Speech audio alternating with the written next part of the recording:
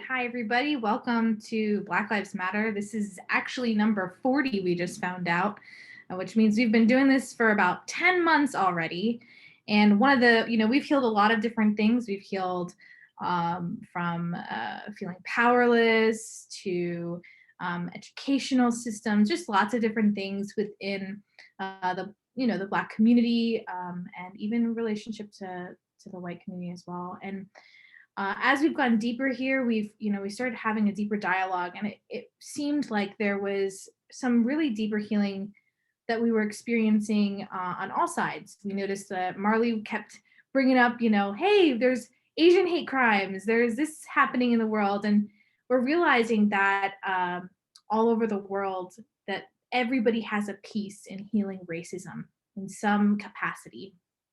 And so, yeah, we just wanted to kind of dialogue more about this today and heal in different places within ourselves as to where we are experiencing racism on both sides of the fence. So I will open it up for anyone who wanted to share what has come up for them since our dialogue in the chat.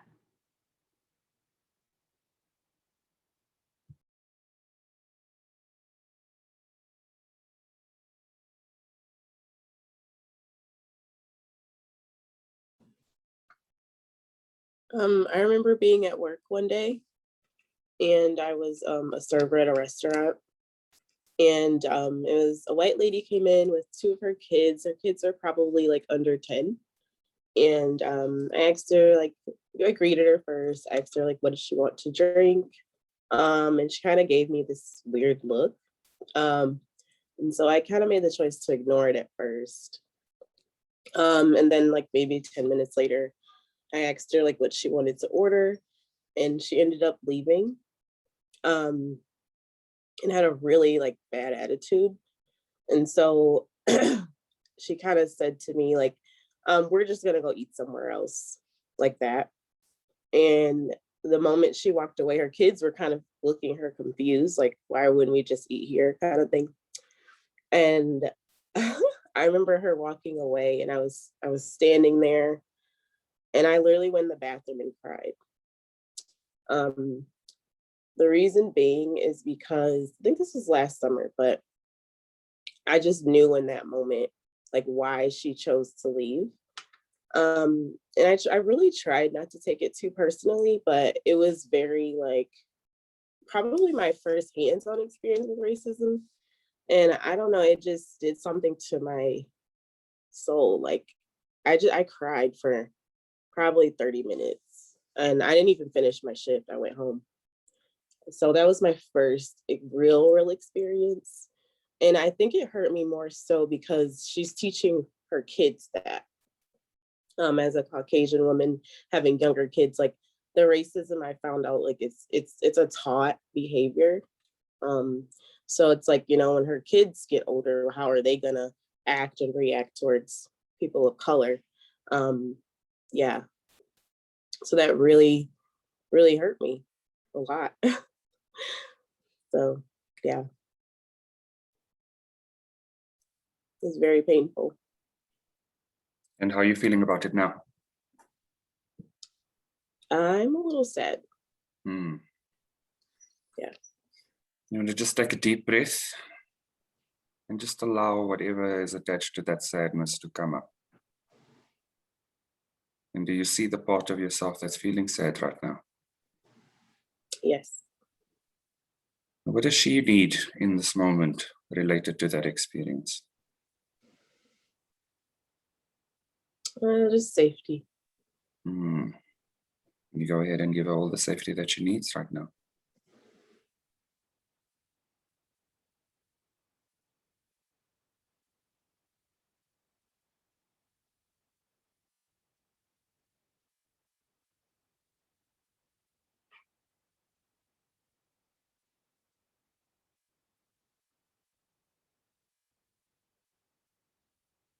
Yeah, she felt scared in that moment.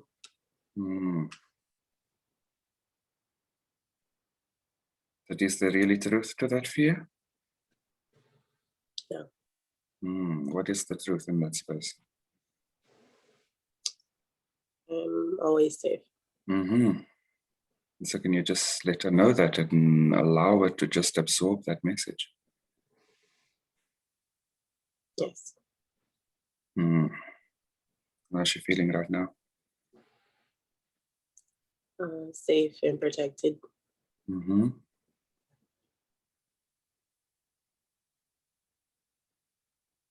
Is there anything else here? What's the next feeling there? It was like a confused feeling. What is the confusion and anxiety about? I didn't understand why she acted that way. Can you give the lack of understanding to God and call in clarity in this space? Yes. Call in the peace and simplicity of clarity in this space.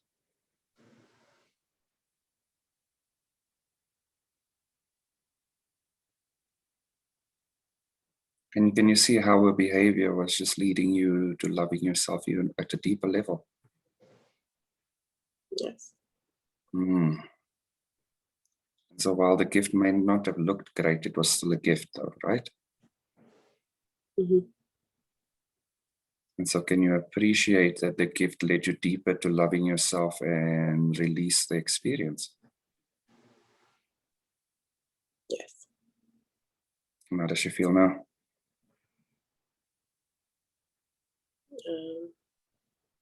Very supported.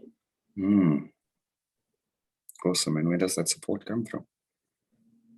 Good. And it's always there, right? Yes. Awesome. How are you feeling right now? It feels complete. But would you like to just allow all of that healing to integrate? Would you just give yourself a big hug there and just allow it to integrate? Yes.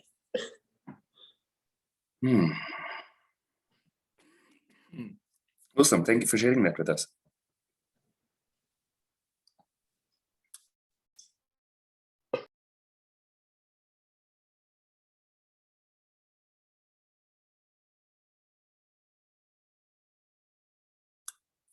So Ray, I think what you touched on was quite an important space to be in, from the perspective that my sense is that there are so many people that have components of pain, but they're almost trying to justify that my pain or my hurt is bigger than yours. And so I have the monopoly on pain in this space. And I feel that that's actually part of why the healing looks like it's taking so long. And that's why part of it is why people are resisting healing in that space. Because my hurt is bigger. Look at me, pay attention to me, love me. But at the end of the day, it's components of hurt that actually create a collective tapestry of hurt. And we need to understand that even though our experiences may not look the same, we may not have experienced the same thing, we all have components that we also need to heal. But we need to accept that everybody has a component of healing. And so there is no monopoly on the pain, and there is no monopoly on the hurt. And collectively, once we accept that everybody has a component, we would probably more likely accept that we all have a collective responsibility to heal across the board. And, it's probably going to sound a little bit unpopular, but you don't necessarily understand somebody's pain until you've walked a certain experience. It's literally walk a mile in my shoes kind of stuff, right? And you don't necessarily have to understand or walk the mile in the shoes to also be compassionate. And there is no compassion that doesn't include yourself. So if you're saying you're compassionate, but you're not including yourself, then do you actually understand what compassion really means? There cannot be compassion without including yourself. It's an incomplete process. It's an incomplete picture. But having said that, when we all accept that there's a collective responsibility to heal, because we all have components of the pain, and we don't need to monopolize the pain to almost want to be coddled because we are the victim, it might just lead to greater compassion and greater almost humanity, and being more humane with people, to understand that I don't have the kind of red tick on what this is, but I have a piece of it. And everybody has a piece of it. And that piece that each person has completes the picture. And if once the picture's kind of completed, we might actually have a greater sense of what the actual healing really is. But the nice thing, after all these months of our discussion, is just understanding how pervasive and sometimes very secretive some of these things are. Sometimes even our own upsets hide from us. So it's not confusing that somebody might not understand that they have a piece of the hurt either.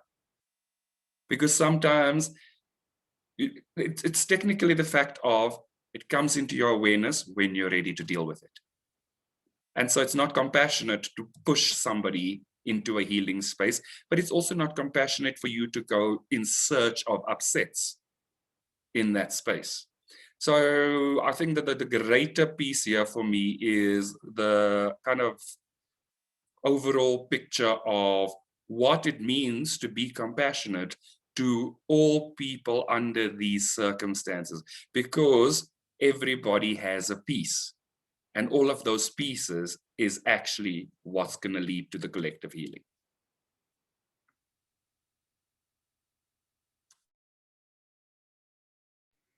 Yeah, I'm really happy you said all of that. And you know what I really appreciated too, like, and I wasn't sure if it was you or Marley that mentioned this in our chat while we were discussing kind of, you know, going deeper in this topic.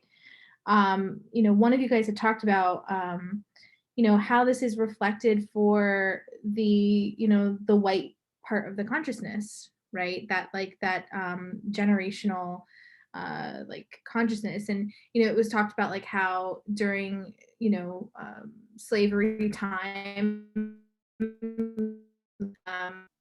how the children of slave owners had how much abuse or trauma that they, you know, experienced, likely because they saw and witnessed the abuse that was happening between their parent and the slave that they owned, right? And it reminds me kind of what Morgan's story of what she shared as well, of this sort of like, you know, as a child, like you're completely innocent, but that you are kind of taken along for the ride of what your parents choose to believe, right? And then you kind of feel like you have to believe what they do. And then there's this kind of this feeling of like, okay, when you kind of become your own man or woman, like what is it that my parents taught me versus like what do I actually believe?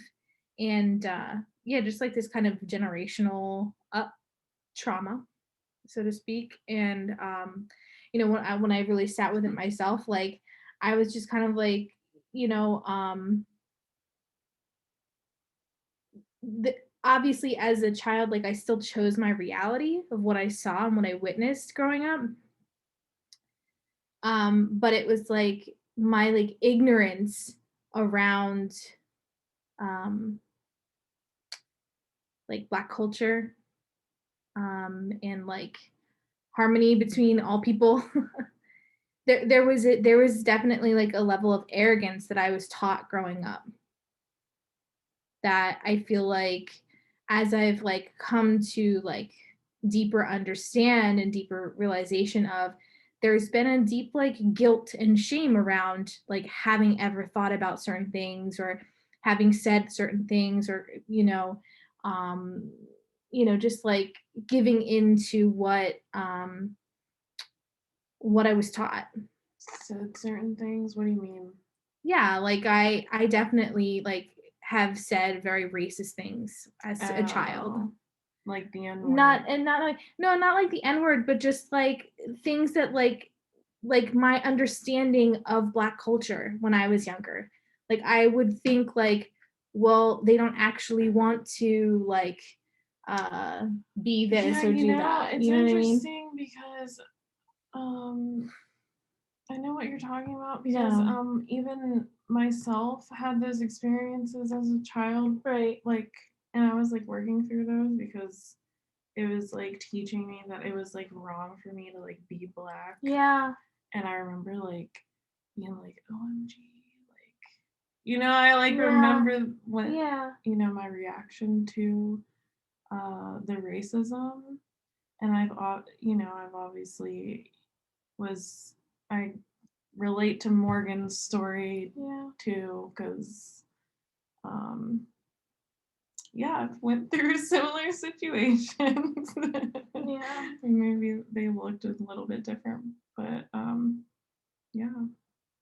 So Yeah, it reminds me of like there's this video on YouTube of this little girl, or I think it was a couple little girls. They were just proving a point, and like they were shown two different Barbie dolls, like a black Barbie doll and a white Barbie doll. Bring this up. Oh, I do. You brought this up here before. Probably, right? But like, and they chose the white Barbie doll, right? And like, so there's something like something that you're taught growing up. It's not just like white kids that are taught this. Like I think Black, children are taught this too, right? Yeah, because one of my experiences, like I like don't fully remember it, but like basically when I was pretty much a baby, like my African American grandmother, she like bought me this dress and it was tan, and everyone was like, that is too dark for her, oh my god. And it was like this big thing, and that was like something that came up for me too, because like that is also like saying like it's also like kind of like a racism experience too, you know what I mean? Like For sure. And that's what came up for me during like Morgan's story too, like as well, Yeah, I think for me, like I think the overall feeling that I've been feeling into is just like, like I know guilt doesn't serve me, but there is a feeling of like feeling bad for having like had thoughts that were considered bad. Yeah. Did you ever make a new choice? Yes. So, you can forgive yourself. Yeah, I choose to forgive myself.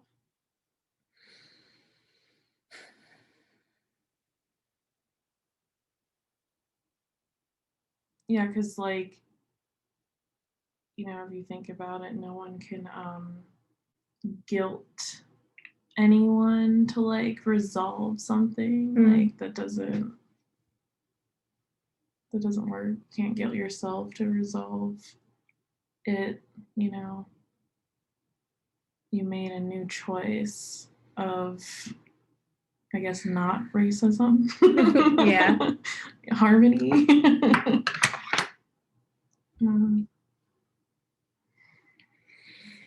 Yeah. Yeah, because it felt like just this feeling ashamed of my past sort of feeling, or ashamed of something that I had done. But yeah, I choose to forgive myself there and love myself in that space.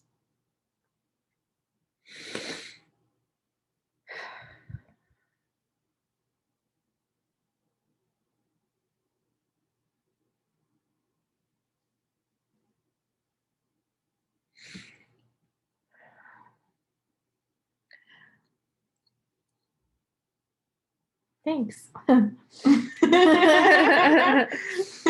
Yeah. Yeah. I don't know. Is anyone else next? I remember Marley was talking about something, right? So I just want to kind of go to that space that you were talking to in terms of what children experience in their reality growing up. Yeah. So, it is very peaceful to understand that we create in our reality, but we Very also much. need to understand that certain experiences that children in their non-discerning minds absorb in a different way. So one of the Right. things that you were speaking to was the kids of slave owners. What were they experiencing as they grew up? And so a child has has difficulty discerning between their love for their parent or caregiver and that person's bad behavior. They cannot reconcile the two. So what they do inadvertently is mirror that stuff back on themselves and start to see themselves as the broken thing or the bad thing. What's wrong with me that I'm experiencing this kind of thing? And Yes. that is what kids absorb, because they don't understand the concept of loving somebody and disliking their behavior. You know, it's not something that computes for them. So if I can't love you, and if I love you and I don't like your behavior, it doesn't make sense.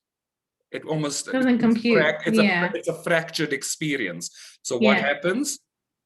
The bad must be on me. I must be doing this. So in a sense, kids understand this creating your reality thing. The only challenge is that they absorb the more negative stuff and flip take it on as their own. And so that's what they internalize. And that is why the healing that's why we do a lot of work around inner child healing, because that's where it happens. The older you get, the more discerning you are, the more able you're able to say, well, actually, for lack of a better phrase, and I'm just going to say it the way it is, as my child mind might have said it at the age of 15, you're just a shit human being. You're just being shitty right now. I may have been able to say that at the age of 15. At the age of 7, I may have looked at it and gone, well, what's wrong with me that this is happening? I must be the problem. Because we go through cycles of 7 in terms of growth. So from 0 to 7, you are absorbing everything that happens around you. And what happens is you do not filter anything. That is why when kids learn multiple languages very early in life, they learn it much faster. Because at that point, you're just a sponge, you're just absorbing. After the age of 7, from the age of 8 to 14, you're starting to test the world on what you've learned. You're starting to test. After the age of 14, you're starting to imprint on the world. I learned, I tested, now this is me. So you start to imprint on the world from the age of 15 to 21. So these cycles of 7 are all the changes and growth phases that we go through. But before the age of 7, there isn't a lot of ability to discern, ability to understand that liking and disliking can exist in the same space. None of that happens. That is why kids internalize things that happen in their reality in a bad way as something that's reflective of them.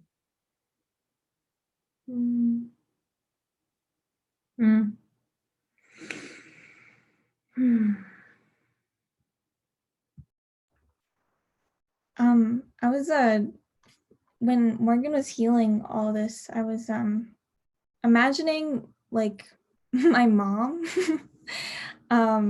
like as that person.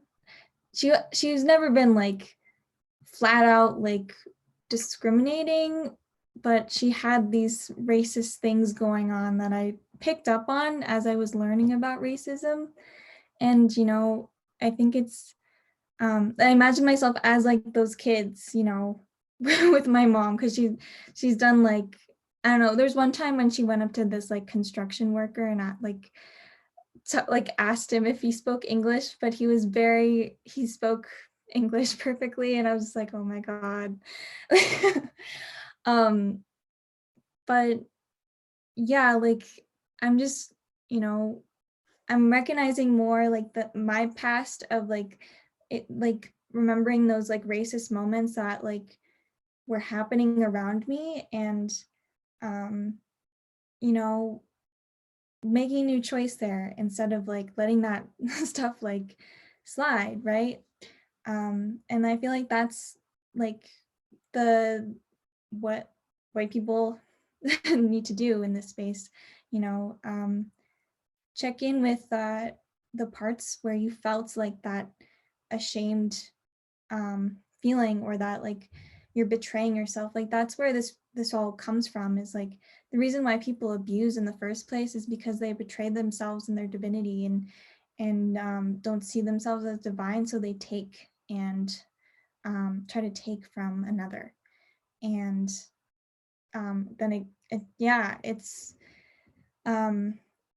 about giving to yourself, and you know, and seeing, you know, even the worst people, that like the people who act really horribly, seeing the divinity in them, and not because if you're judging them, if you're hating them, then there's a part of you that's judging yourself and hating yourself. So yeah, that's another thing I've learned a lot with this work, is like, you know, I used to hate like Donald Trump like big time, and I've been able to come you know, to see the divinity in him, and see that there's a really hurt kid inside that just really needs a lot of love, who's throwing a big tantrum.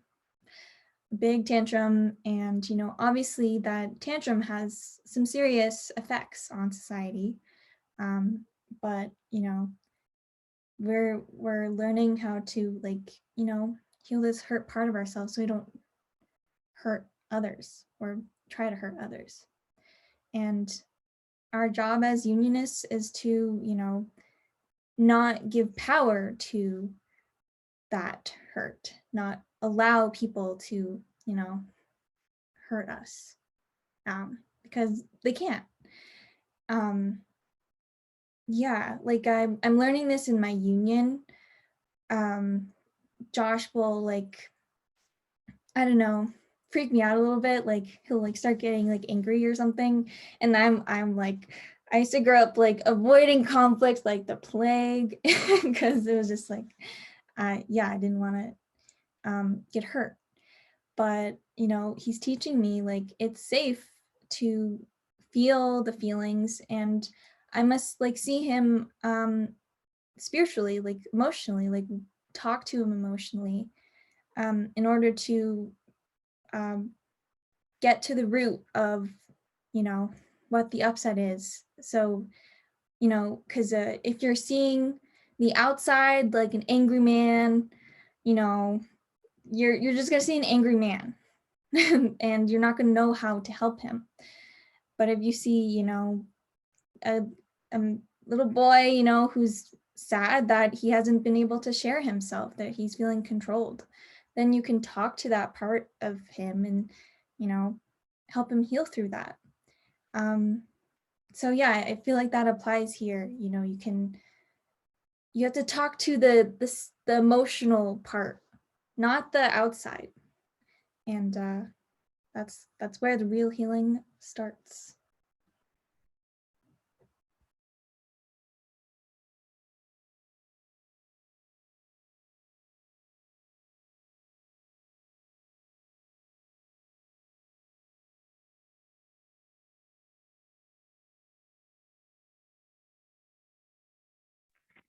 So the card that we have is empathy.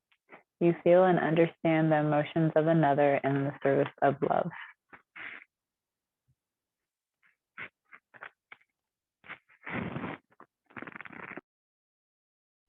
I think like I love what Granville was saying too. I think it makes sense for empathy. I think like we're all pretty empathetic people, right? Like that's the whole point. But the fact of the matter is like you can have empathy without like taking on the person's feelings or upsets or beliefs, right? You can have compassion and understand and love them without like respecting the ego, if that makes sense, like without like agreeing with the thought form. Because like you're like going to the core of like loving the divinity in them, and like you don't have to like hate someone because you don't like their behavior or you don't like their thought form, but you like it's safe like to disagree, and that disagreement doesn't equate to hate or violence or dislike. That disagreement is just like an invitation to find harmony, whatever that harmony, like, and get clarity, like whatever that harmony is, right? Like it's just an invitation, because you're just seeing that there's disharmony there, right? And yeah, like you can't control like someone else to like harmonize with you. That's why we have twin flames, because we don't have to worry about that with our twin flame, right? But you can certainly continue choosing it for yourself, knowing that like the people who do choose harmony and do choose the things that you choose for your life are going to just naturally gravitate towards you, right? And those who don't agree with you like will vibrate out of your reality in that sense, and so you don't have to like hate them out of your reality, right? It's always a point that we make of love something, love it to leave it, right? Yeah, it was just my piece around empathy and what Grandpa had to say. Yeah, that's exactly what I'm experiencing with some of my friends. Like, I had a lot of conversations with them around racism and activism, and yeah, some of them weren't receptive to the discussion, and I feel like what they try to do to not be seen as bad or as people who disagree with me is that they intellectualize things and try to leave the emotions out. And I'm like, that's not the way. That's not what I'm asking you. I'm not asking for you to just listen to me, and if you disagree, then shut up because you're wrong and I'm a black woman, because I don't want to attract the pain to me. I just want to have a healthy conversation when we can, where we can relate from our emotions sometimes, because this is actually the most healthy way to have a conversation. This is not always a debate about theories and intellectualism. And so it's like trying to learn with my relationships how to not like compartmentalize things, having the complete picture and healing together from that picture. Yeah, with the friends that were ready and to listen and to participate and to maybe go to uncomfortable places and see that the healing was in them too. Like their conversations were healthy and expansive and felt good. It was amazing, actually. And so just another testimony to like everyone has a piece of the healing. And so yeah, and to also like to have compassion, to empathize, like we must like leave the victim consciousness out of it, and put the pain and the negative thoughts past us and heal. That's my piece too. So that's what I'm healing through at the moment.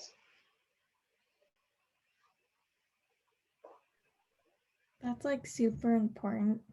Like I feel like the only way to really have a conversation is to have it from an emotional place, like from your emotions. That's where God is. Like that's how we're able to connect. You can't really like connect with your mind. That's like a trying to separate yourself from someone. Yeah, Like- that's very, yeah, it's kind of superficial. And I had to ask myself, like, was I exaggerating? Was I asking this because, like, you know, I'm a woman and I relate through emotions, or is it actually the same way to have a conversation? And so, yeah, it was good to see more and more every day, but I wasn't wrong, and maybe like we need to change more than we thought, and that it's not gonna be hard. It's just like it's safe to express our feeling. It's safe to be emotional beings together, and that's how you have true divine relationships. Yeah, and you know, sometimes there's going to be some people that aren't ready to be emotional, and you know, you just have to have compassion for them, and you know, let that go and call in a more, you know, emotionally supportive relationship.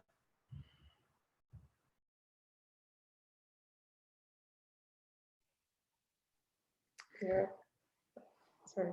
No, that's okay. Did you have something else you wanted to say? Yeah. I don't know. That was kind of difficult for me because in that group of friends, I had like the person I thought was my twin flame. And so I was like, yeah, like, yeah, I had to heal first to basically see that we can't necessarily harmonize there. And so I have to, yeah, let go, like where people aren't ready to love. And that's been challenging, I guess. I've been through that. You know, I had to let go of some relationships that weren't really emotionally supportive, but like, you know, that opened the doorway for my twin flame. So you're on the right path. Thanks, Marty.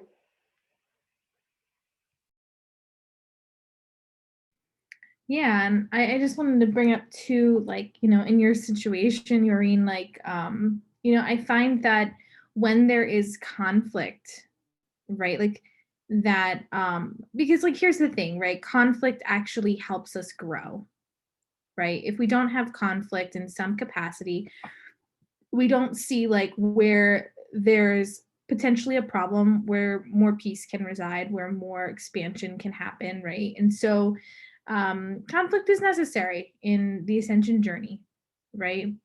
And so like, how do we have conflict from a place of peace? How do we have that dialogue, right? And that's kind of like what you guys were talking about. And for me, what I've come to realize whenever I've had a conflict with someone was, you know, having humility was the key, right? Just being humble to what this person had to say, getting clear. And I think that it's a little bit of a battle as you're coming to better understand that and master that, because sometimes humility can turn into arrogance, where you don't believe you're good enough or that the person's completely right, and you're like, okay, I'm just gonna lay down on my feet at the other person's belief, right? And so you have to like really walk that fine line of like still standing in your truth, but being humble to what they're offering and what they're sharing, right? And so there's there's a piece to that, right? And I think like on, you know, the Black Lives Matter movement, like there's starting to be a conversation and dialogue. You know, we've seen police officers and the white communities, you know, speaking towards healing and what have you. But I think that there has been like this need for, like a humbling of like, hey, I own up to it. What I did was wrong, right? And not being afraid of that, because like like you owning up to, hey, what I did was wrong, is not you saying that you're a bad person. It's saying that like, hey, I made a really shitty choice, and like I want to heal here. I choose to heal here. Right. And so like you know, I I don't know if I could speak on all behalf of all like white people or something like that, but yeah, like I see that like I specifically have been part of the problem, and so like I choose to be part of the solution, right? And so yeah, like I think that like that's what needs to be happening on a global basis. Yeah, I definitely I watched some video of a black woman, French influencer, 2 days ago.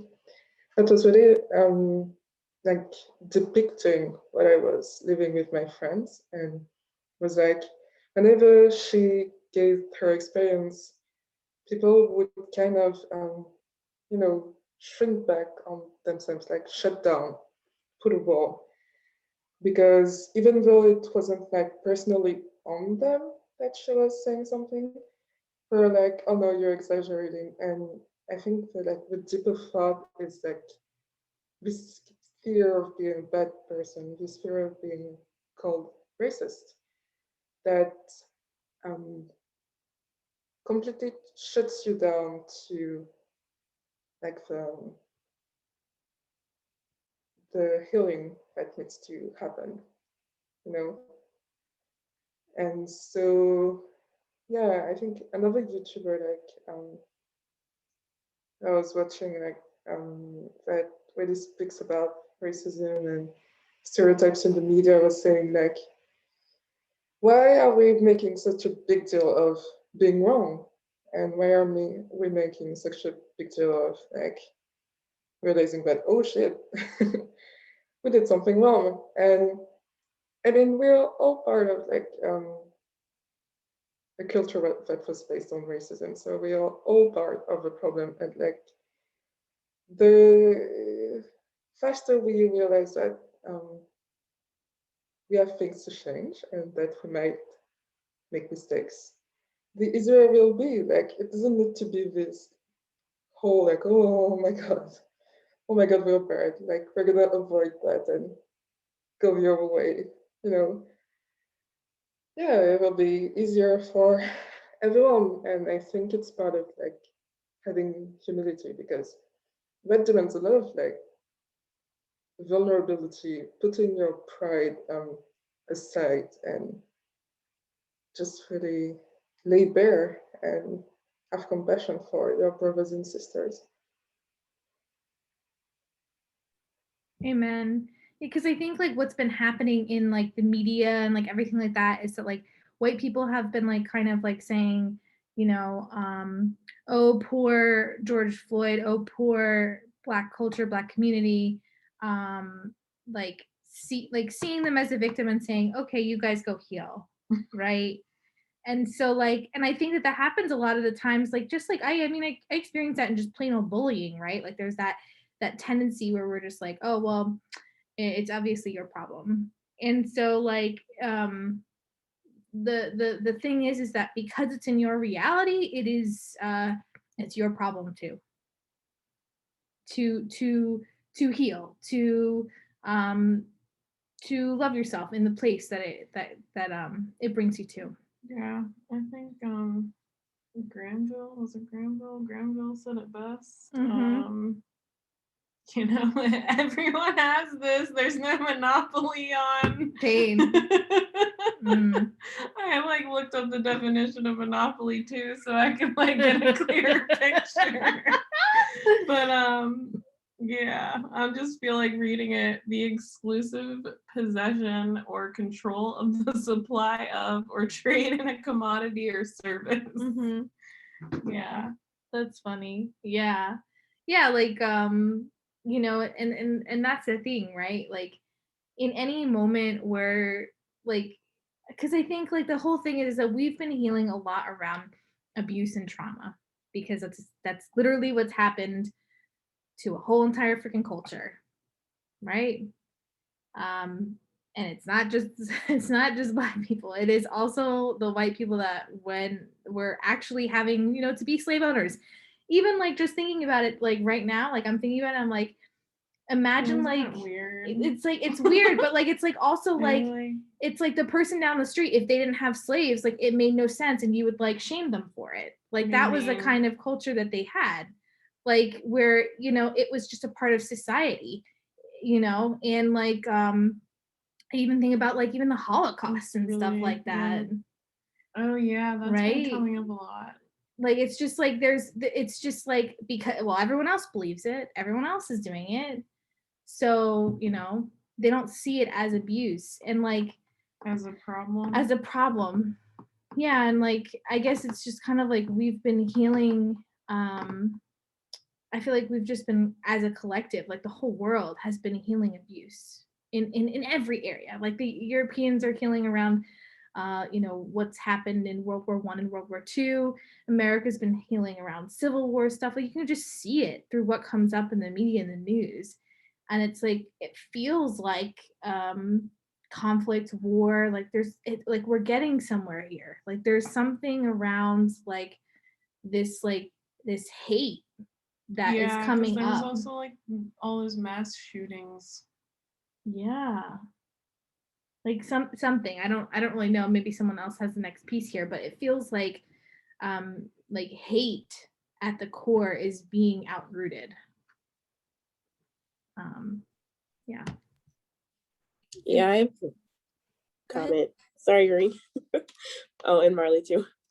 I was just thinking about like I think starting from the slavery and how white people treated like Black people. I feel like it was a long time where we as Black people also started hating white people too, because of that like initial hate from Caucasians. And I feel like that's something that maybe we're healing now as well. But I just wanted to point that I feel like a lot of Black people do hate white people for that reason. And I think it's from the victim consciousness from the slavery. But there is like definitely a separation there and obviously a division.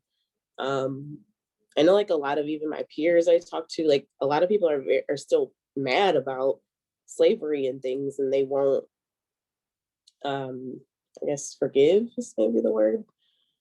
So I know like when movies like Django and Harriet and things like that, like it just kind of brings all of that back up. And I've even heard people say like when they go and watch those movies, like they just get mad all over again. So yeah, I just was pointing to the hate from Blacks to whites, and the police brutality definitely doesn't help. But it's going back to what Marley said about Trump. One thing I can kind of condemn him for, or like not really applaud, but he pointed to the actual racism in the United States and even the world even. So I think he needs his, I hate to say credit for that, but he pointed to a issue that needs to be healed. Because I honestly was kind of blinded by how much racism is in the United States until Trump got in office. And especially with the Capitol riot that just happened, like that was just like really an eye opener to me. So I kind of give him his credit for that. But yeah, the hate between Black and whites from both ends, like, is something to heal as well. Feeling into this, it's like warfare in your mind, basically, and then we play it out, and we're just like warring with each other. And you know, that's what Jeff and Shaleia have taught us to heal, is like to heal that internal spiritual warfare you're having with like, do I choose divinity or do I choose hell? Do I choose to love here or do I choose fear? And yeah, like that's, I think that's what you're seeing, like you know, in your peers, Morgan, like they're holding on to that hurt. And obviously, you know, it hurts. It really hurt. But it's definitely a place where there can be a new choice to, love and forgive yourself for, like choosing that. And same with, white people, like we got to love ourselves and really look at the history and see it for what it really was, and love ourselves, forgive ourselves for that. And that's the only way we can move forward. I know we've brought this up in the past, but I remember like Eurene recently talked about this in the group chat, like how the French government like just kind of doesn't really talk about race even. Like it's kind of insane to me. So they don't even have statistics on, like racism in their country. And that's obviously an avoidance tactic, and it's a very white country, but they did contribute to colonization of Africa, and I'm sure, I don't know too much about the slave trade, but I'm sure they took part in that. That's part of their history, and they need to take a look at that.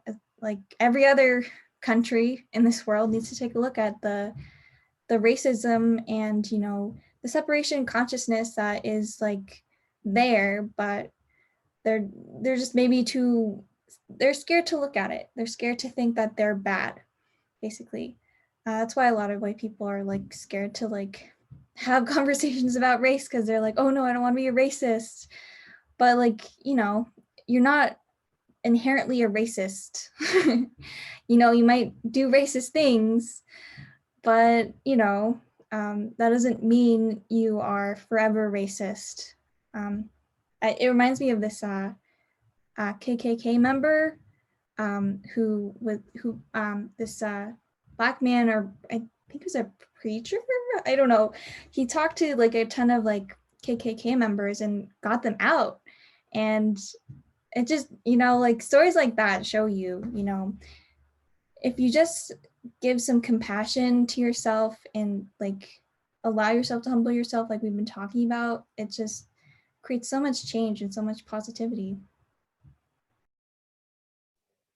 I have to agree with you there. And like inherently, it's just like people thinking that they are bad, because basically projecting hate on someone else's, having hate for yourself. And so, yeah, and there's like also what you mentioned, like there's definitely the avoidance and resistance to letting go of the hate. And like just for reference, France has had the second largest territory in the world, because we have like we had like positions on every continent, just like the UK did. And so yeah, it's like making a taboo of like ethnic group statistics and race, and having in the constitution that we must be one and indivisible is like the avoidance of like the history that we had, and saying that, oh, racism is over, we have to shut that door down, when the healing is not over. And so like hate is coming up big time right now for people to really look at what we have, because like France has a really bad karma about like not realizing, not taking responsibility for what they did, like even up to decolonization, so the 70s basically.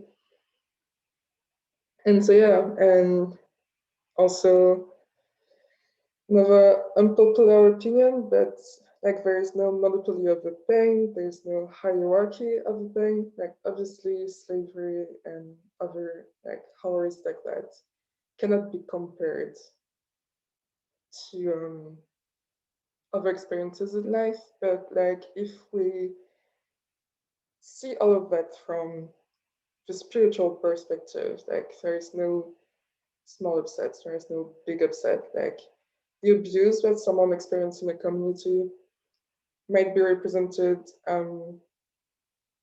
as something else for someone else. And like basically there is no thinking that it's different is believing in separation.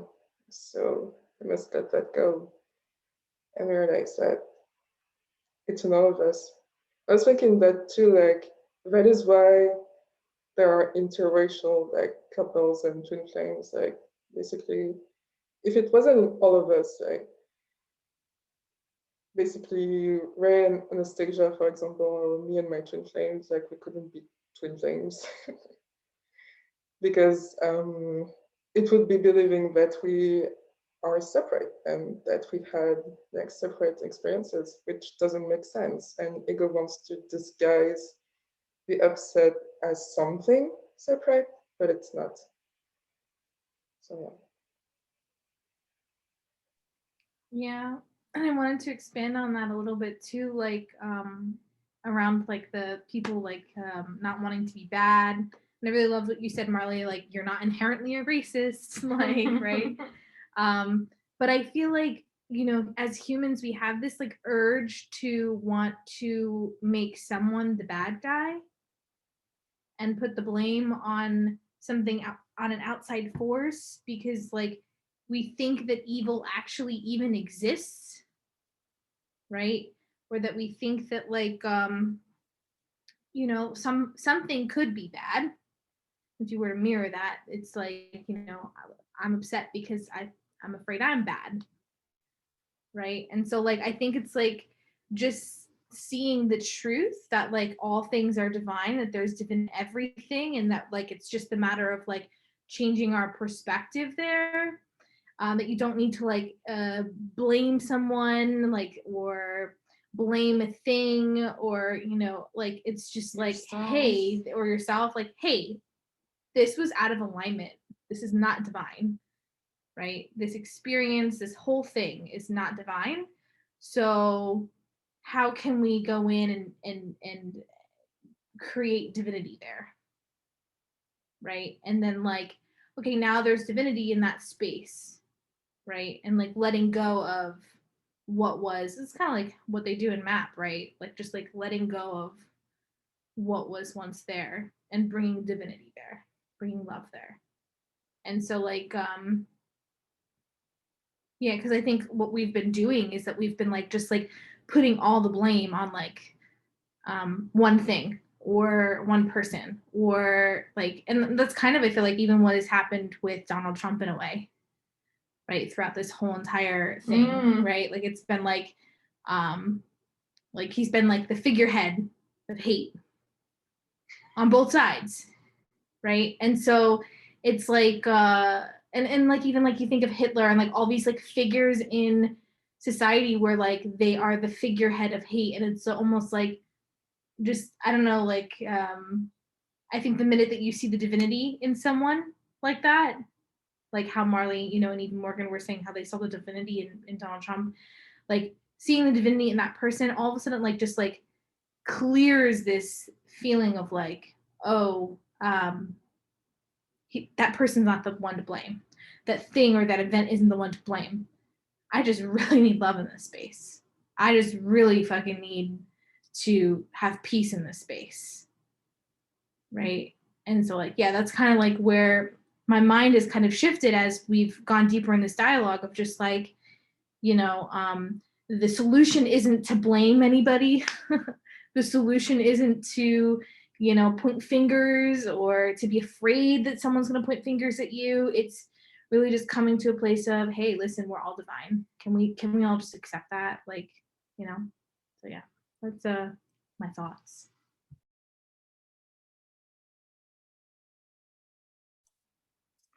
Cool. Thank you, everybody. Yeah, so this has been quite a conversation. I feel like it's probably one that's rather expensive. So for today, we do need to call it a day though. We've reached our hour. We will see how we actually expand on this conversation, because I feel like we're starting to get closer and closer to the core of what is at the root of healing racism. So I want to thank everybody for the conversation today, and to everybody that's been watching us. Also, please feel free to like and subscribe to our Church of Union YouTube channel, where you will find all our previous conversations around why Black Lives Matter, and we will see all of you next week. Thank you, everybody.